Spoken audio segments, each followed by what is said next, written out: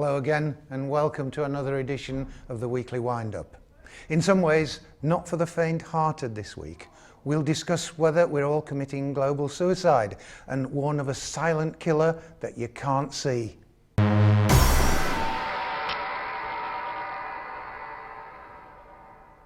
I'm Dave Hodgson, and with me, Chaz Ball, Secretary of Kirklees Environment Partnership, with information on global warming, including a summit meeting in Paris, in the news for all the wrong reasons, I'm afraid, at the moment, and more locally, a conference titled Towards Low Carbon in Kirklees.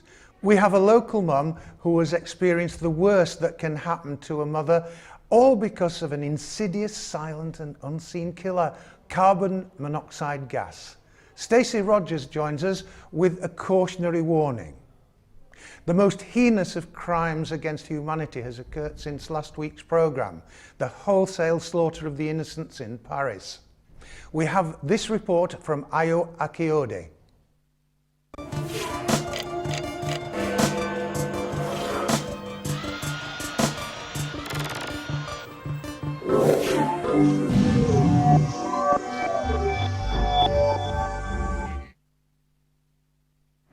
After a weekend of terror that rocked the world, hundreds gathered in support for a 1-minute silence at the University of Huddersfield. Here's what they thought about the attacks that unfolded on Friday. I feel sad. I have been a bit depressed about what's happened, about how humans see other humans, about how we only cared only about that attack. It didn't bring consciousness about a whole lot of other attacks that have been going on, and we really weren't aware, or many didn't care about. And I think it's a good thing that it might be bringing people together, and I think it's a breaking point, as in we either get all together now or we're gonna end up killing each other in a much bigger scale. It is devastating, actually. I'm from Spain, so we had a similar kind of attack some years ago, and I've got plenty of friends living in Paris at the moment, so devastated, that's the only thing I can say. Personally, as a young British Muslim, I think that us Muslims are targeted at times, because it's not really right, because a lot of people will have this stereotypical view about Muslims just because of the attacks that happened. And I think that I think everyone should work together in the world, because I think at the end of the day we're all human, we all want peace, and the select few that oppose that are the ones that should be punished, and the ones that don't condone that, we should all live together in harmony. Well, I heard it with a sense of shock and sadness for the young people and everyone that was involved in it. How do you think it should be solved? I'm really not an expert on this. I think it's up to the politicians. They have to get together. Jihadi John was supposedly killed in the airstrike, and I just seen some comments on Facebook, and we're talking about, they say that Muslims are extreme, we like to kill people, but I seen comments from people on Facebook saying that Jihadi John dead, that's one down, 1.8 billion left to go. I mean, we're talking about, you got to look at what you're saying there. You're talking about one person dying, and then you've got to kill 1.8 billion people. You're just talking about killing 1 billion people. How serious do you think the threat is for the UK? Well, I think the threat is similar everywhere in Europe. It's a complicated conflict that it's escalating throughout the years. So I think it's probably about the same level of threat in the UK as in France. How important do you think that it needs to be that people know that these are not people who follow Islam, these are just terrorists?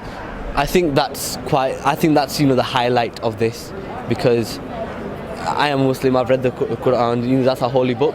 It said in there, no Muslim should hurt a non-Muslim. Massive tragedy.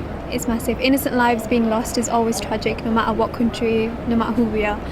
But as a Muslim, I think that it's just a time for everyone to stand together and prove that even if we're Muslim or wear a headscarf, we believe in a certain religion, the one thing that we believe in more than anything else is humanity. Humanity's the one main thing.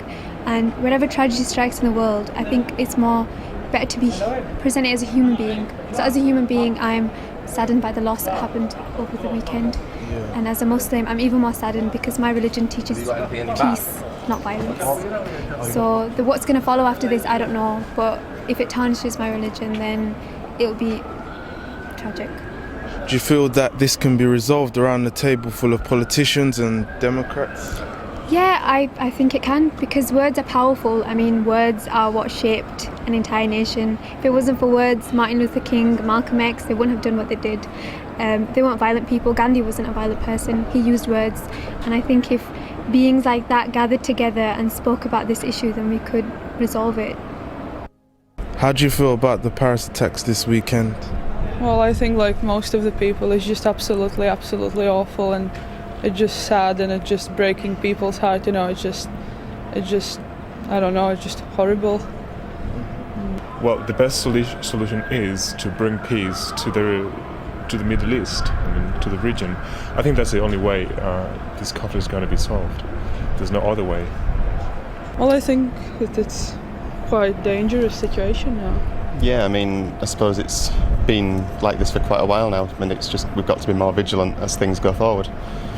Yeah, people have to be careful and just take care after each other and look around what's happening and just report as soon as something suspicious is happening. You know, and then you're saying that we have extreme views, but we don't have. I have nothing in my heart to kill someone. I don't have any. You know, my religion says not to kill people, but you're saying that Muslims are extreme. They're butchers. They wanted to kill us. They wanted to, you know, go around and just demonize everyone. And if we keep scaling this conflict, it's just going to get worse. However you want to see it, as a Christian, as a Muslim, as a Catholic, whoever you are, we're just part of the same thing. So it's just sad, because what I was thinking is, in that concert, in that restaurant, outside of the stadium, there was people that lost. I have a brother, and his name is Pablo. So there was people that lost their Pablo that night.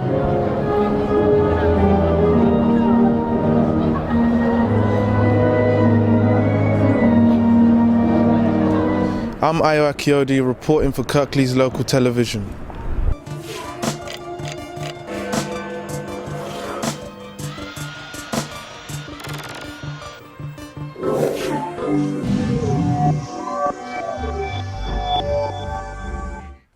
Lots of food for thought there. Stacey, what's your reaction to it? I find it absolutely sickening that people can actually go out there and hurt so many families, and a lot of people have been affected, and it's heartrending to watch it on the news. And I mean, even watching like the England match against France the other night, it goes to show how many people it has actually touched, and it is sickening, and I do feel for the families that have lost.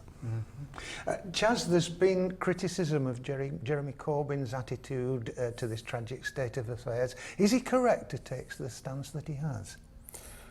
I wouldn't want his job, because I don't think he is entirely able to reflect the views of his party. But I think he's onto something when he says we need a political solution if we're in any way going to consider military action through airstrikes. And I say that because I think I have some sympathy with the argument which says that ISIS, who are clearly behind this, they want that reaction, that military reaction, because in a sense, in my view, it increases the number of recruits they get. Now that puts us in a really difficult position, but I think it's important that politicians ask for a political solution if we are in any way going to consider something as drastic as airstrikes. And that's where I'm with him on that. Are we playing into their hands? Well, I think we might be if we simply joined the French and the Americans and the Russians in bombing a city which also has 400,000 Syrians living in it, who you cannot simply protect by attempting to target the enemy, if you like. Now, we seem to have been in this position before. We've been in Iraq, we've been in Afghanistan, and there were consequences that we didn't anticipate. All I will stress is we need, as one of the students said, we need We need to be thinking about a solution in the Middle East that actually creates hope for the people who are currently migrating out of Syria because they can't live there anymore. So I'm not sure that bombing on its own is, and I think there are military people who will tell you this as well, will actually give the solution that most of us want. Let us know what you think. Throughout the programme, you'll be invited to do that and you'll be told how you can do it. Now let's look forward. On Saturday the 28th of November there's a conference and workshop at the university advising on local responses to climate change. Chaz, this is very much shall we say, a baby of yours, isn't it, in many respects? So first of all, what in your opinion and how big is the crisis with global warming at this point in time? I think it's one of the biggest challenges that faces us, both in Kirklees and globally.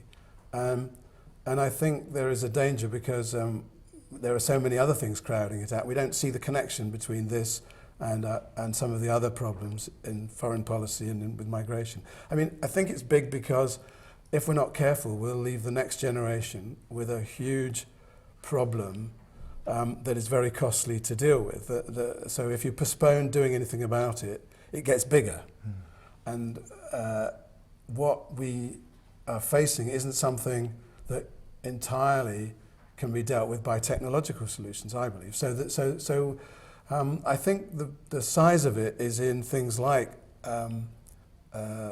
raising of sea levels, creating of deserts in subtropical areas, which stops things. So, you know, yes, it's big, and it's getting bigger if we don't do anything. Yeah, so what should governments be doing to counteract it? Well, they have a chance in December through the Paris meeting of all the governments of the world, effectively, to come to an agreement that we will all, as all our governments, will work bloody hard to keep the temperatures below 2 degrees C. And that means adopting carbon reduction targets and reduction of use of fossil fuels. And that isn't easy because we've grown up in the last century with a very heavy dependency on fossil fuels, but it's not impossible. Scaling down then, what could Kirklees do itself? Well, the reason we're having this conference is because we feel that there are collective things we can do, our council, the university, and us in our communities, which possibly we can't do alone in our own homes. I mean, I don't think this is entirely one of those things that you can do, make a difference in everything you do or I do. There are things we can personally do, but I'd like to see, in Kirklees, I'd like to see a recognition that in a low carbon future, there are actually opportunities for jobs, for the things we grow, for the way we develop our transport. So in a sense, if the government agrees to do something about reducing dependency on fossil fuels, we need to be going along with that. And instead of seeing it as a problem, we need to work out some ways in which we could actually see opportunities out of it. And we have a bit with some of the work that's been done on renewable energy. Well, taking up one thing that you said then, you started mentioning individuals. Let's scale it down a little bit further. What should you do, Chaz? What should I do? What should any viewer watching this programme do? Well, not everybody can do all the things that are on the agenda, but things that are on the agenda are obviously reducing dependency on fossil fuels, but wasting energy, using energy inefficient vehicles. In general, there is a really big debate about eating meat actually as well, which I personally don't. So I've made my own decision on that, and I think actually a bit like the first question you asked about Paris, I would like people to think about political solutions. It's about working together to put pressure on our politicians to take this issue seriously, and that is something that if particularly younger people don't do, they will be left with yet another legacy of our generation that they will hate us for if we don't deal with it. Let's go on to Paris now then. The conference on global warming is soon to be held. Yeah. Who'll be attending first of all? Well, representatives from every government in the world, and with particularly positive attitudes this time from the United States and China. So there is a bit more hope. And there are countries like Sweden and Norway that have actually declared that they can see a carbon-free future for their countries. That's interesting. So what do you think the outcome may be? I think there is more optimism that governments will take this seriously.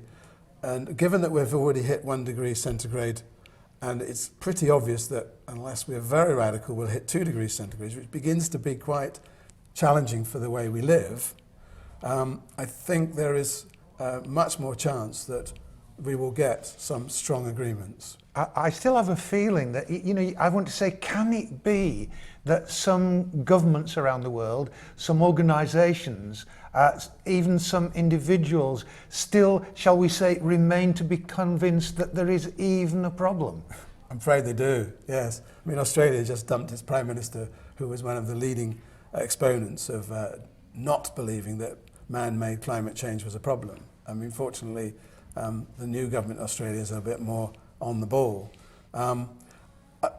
I think there are vested interests. I know there are vested interests, particularly from the fossil fuel companies that have put lots of money into trying to support the concept that this isn't real. And, you know, they are, I'm afraid, they are a handicap to change. But science, on this occasion, is pretty united. We are talking about 99% of scientists recognizing that we have an opportunity to do something, and if we don't, mankind is in a pretty parlous state. Well, here in Kirklees, we have an opportunity to do so over the weekend after this one coming up. It's a conference. Can you give us a taster of what's going to happen and who will be there?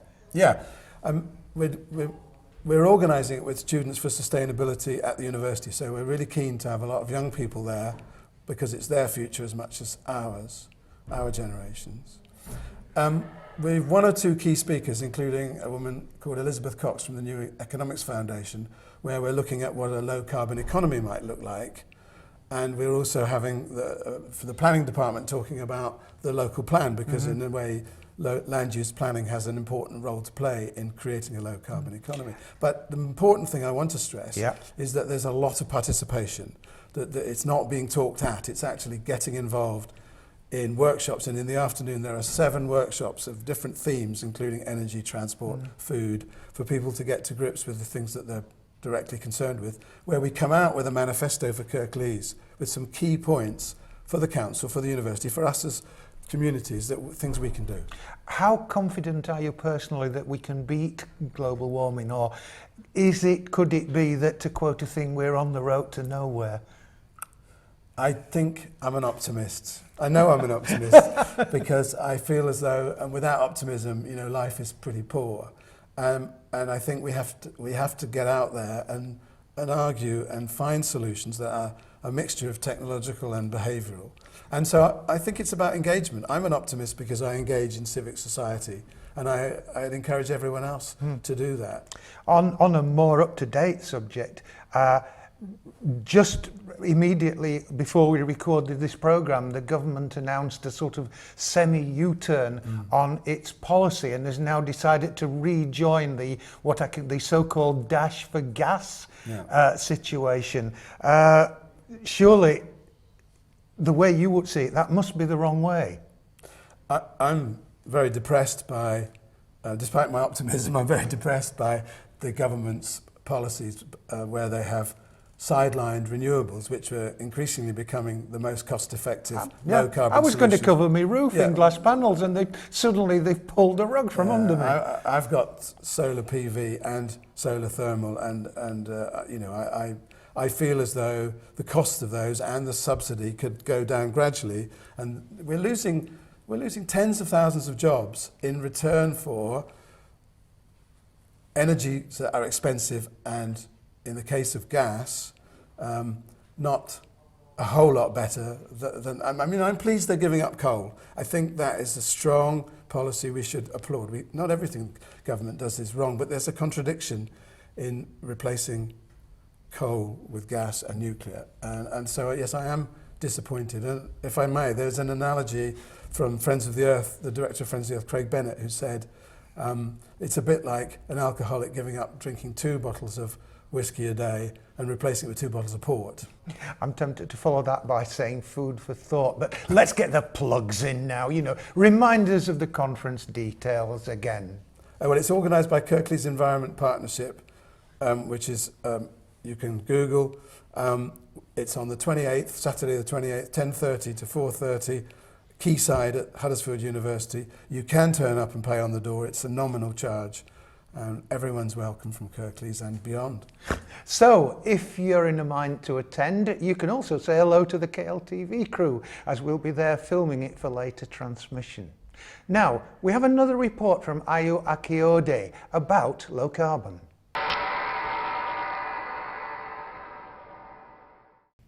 Carbon emissions play a major role in climate change. Here in Kirklees, the Council and Kirklees Environment Partnership, KEP, strive in enforcing that carbon emissions are at a low in the area. Can you tell me a bit more about the conference that is taking place here at the university? Yeah, the conference will take place on the 28th of November in Quayside at the University of Huddersfield, and it represents a great opportunity for local people as well as students to come and hear experts talk about how climate change affects us locally. It's also a chance for students in the local community to gain links and connections with people that are experts on that field. What are the effects of having high carbon emissions? Of carbon dioxide among ocean, landscape and atmosphere tend to balance. They are in perfect harmony. However, today the human activities have contributed substantially to the global warming by adding too much of carbon dioxide into the atmosphere and other heat-trapping gases, which therefore leads to global warming and the depletion of natural resources, starting from deforestations to increased use of air conditioning in houses. Local governments up and down the country invest thousands a year to meet targets that reduce low carbon. What common habits do you think we can change in our day-to-day lives in order to live in a more eco-friendly way? Well, I would start that if you have a walking distance to work or school, you can switch to walking actually rather than driving a car, or consider using like commuting, like bus, public transportation. Also try to limit your waste or recycle what you have left. Try to eat less meat and buy local produce, so to reduce the transportation. For example, boil just as much water as you need for your coffee or tea. Consider using reusable cups or thermoses or bidons. Coffee shops are happy to refill them rather than giving you a plastic cup. These small little things make a difference if millions of us will make this change. Fears that global warming is driving humanity towards a whole new level of risk. I feel it's important that everyone has a role to play in keeping carbon emissions low in this area. It is not a role that should be shared by just a handful of people. I feel that everyone can contribute to it and reap benefits from it. Did you know around 15% of carbon released in the environment is due to deforestation and change in use of land? Do you feel that the current issues in climate change are affecting us locally? If so, then how? I think there's two examples I can give about how climate change is affecting us locally. The first is the unseasonal weather that we've seen in the last few weeks. So this year's been the warmest year on record to date, and we've seen much warmer weather recently than we would expect, and that's been accompanied by very heavy rainfall. So things like the risk of flooding is one thing that we're going to have to get more used to in the future. The other impact of this kind of changing climate is on food production. So we can see harvests that gets disrupted, and a good example of that was a couple of years ago where there was a kind of fairly catastrophic grain harvest, kind of not just in the UK but globally, which has an impact on food prices. So things like basic stuff like loaves of bread costing more, so impacting on the cost of things in people's pockets as well. Vehicles like trucks contribute 20% of carbon emissions in the UK. But carbon dioxide is not the only contributing gas to other gases like methane and nitrous are far more dangerous than carbon dioxide alone. As a community, it is important that we do not ignore issues regarding climate change, such as carbon. For more information, head down to the University of Huddersfield for the Towards a Low Carbon Kirklees conference at 10:30. This is Ayo Akiode reporting for Kirklees Local Television. Carbon monoxide, the silent but deadly killer. You need to know about it. Stay with us. We'll be discussing it after the break. Remember, the weekly wind-up can be contacted by email at info@kirkleeslocaltv.com or on Twitter at The Weekly Wind-Up and on Facebook. We'll be back after this.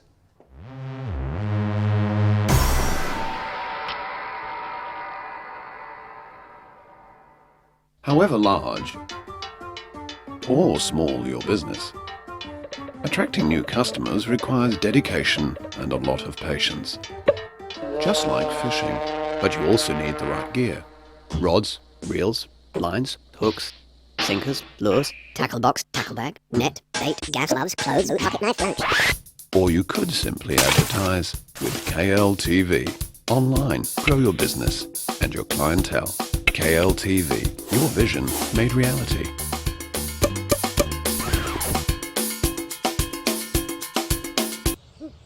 Should have gone to KLTV.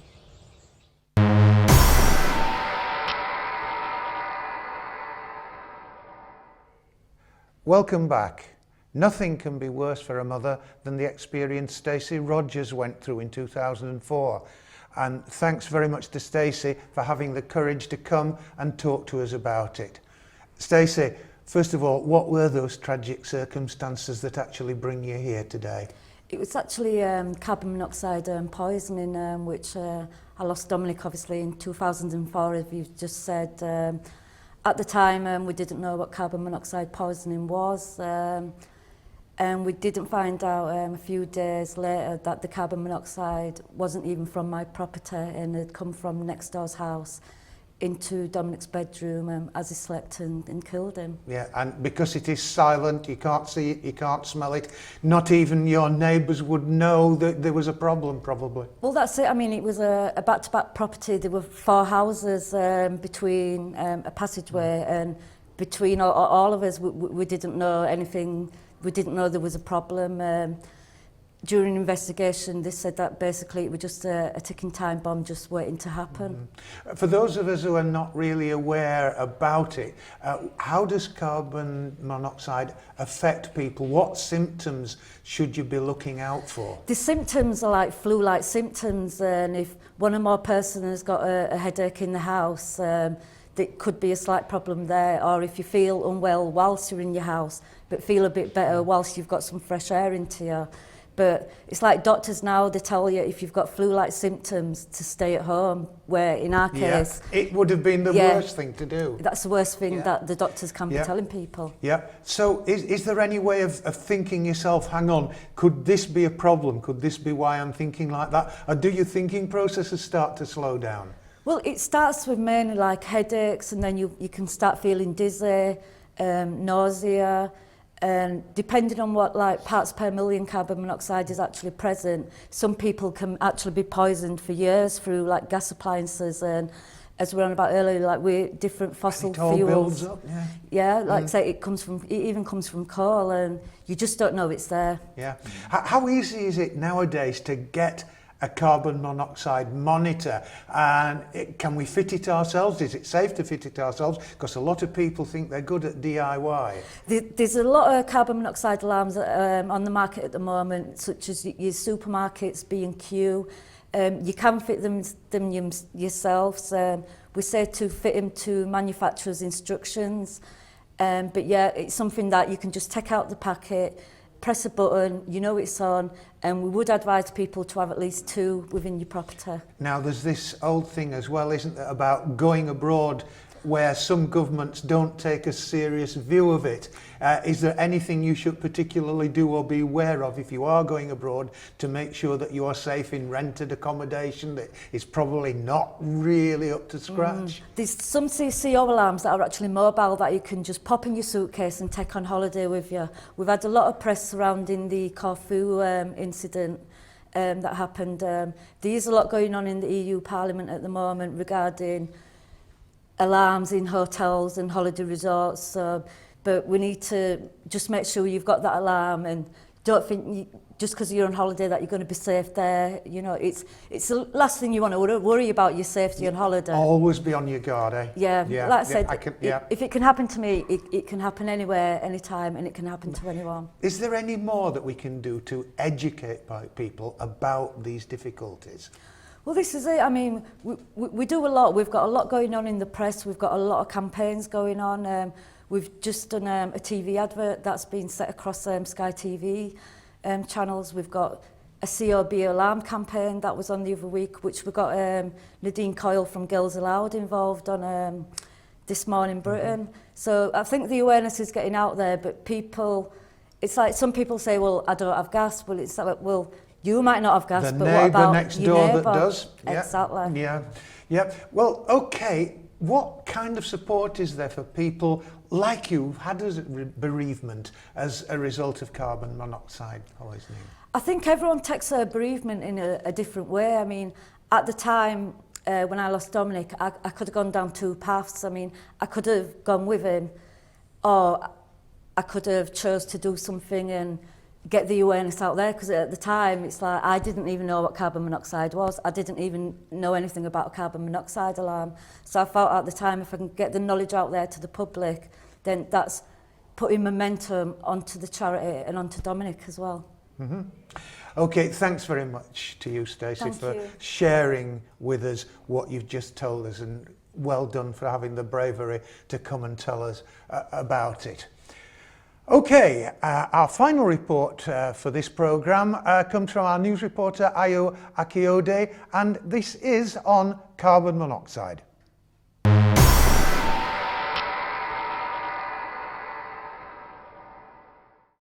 Carbon monoxide, also known as the silent killer, is a highly poisonous substance that can result in serious health problems.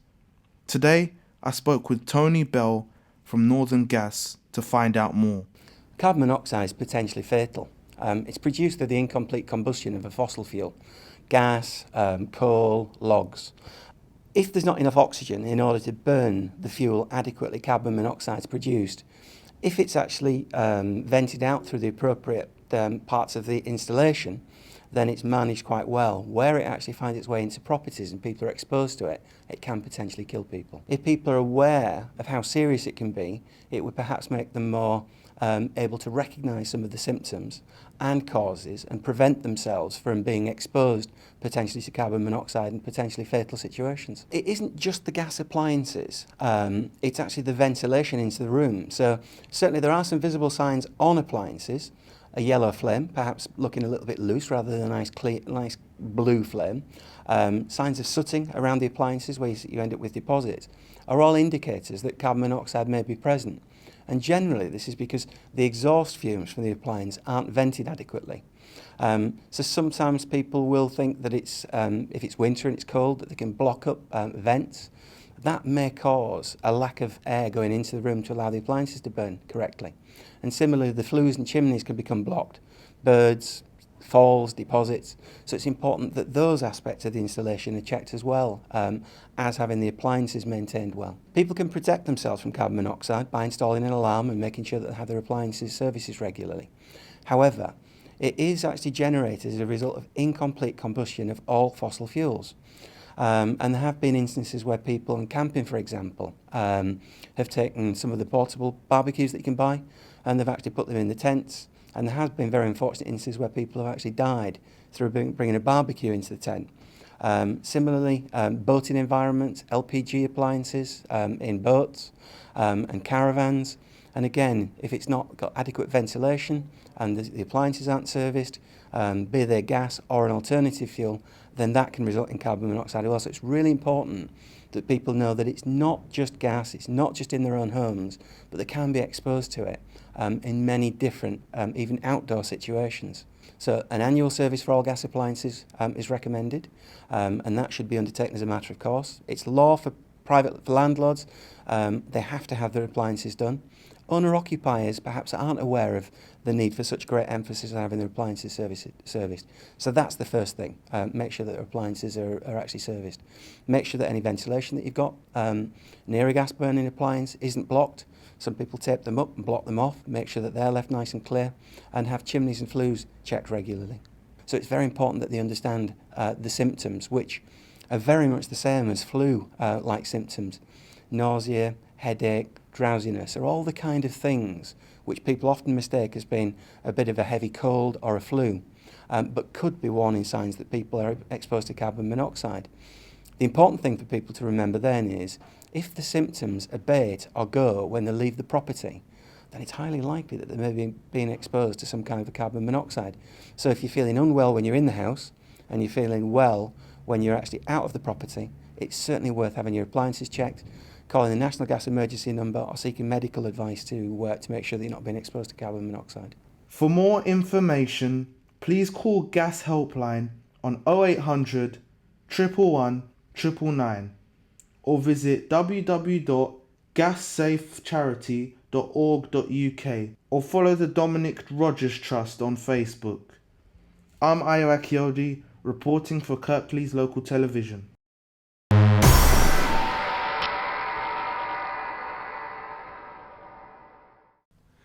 That's it for this week. Thank you to my guests. Join us next week when we'll have a team you can regularly hear but seldom see. Yes, we're going to put that right when we welcome to the studio the entire Radio Leeds gardening crew to talk about themselves, their connections to Kirklees, and of course gardening. Don't miss it. And remember, the Weekly Wind-Up can be contacted by email at info@kirkleeslocaltv.com or on Twitter @The Weekly Wind-Up and on Facebook. I've been Dave Hodgson. I've enjoyed being with you in your home or wherever you're watching it. I'll see you again next week. Until then, take care of yourself.